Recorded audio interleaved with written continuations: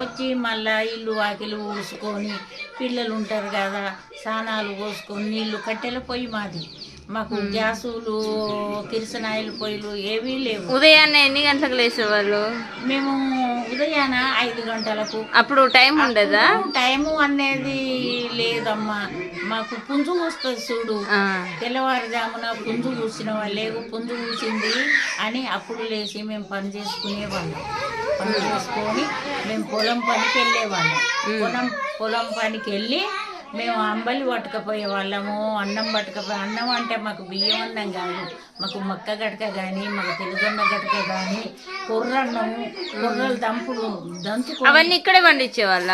మాకు ఇక్కడ పెరళ్ళు ఉన్నాయి, రైతులు వేసేది. మేము కూలికి వెళ్ళేది.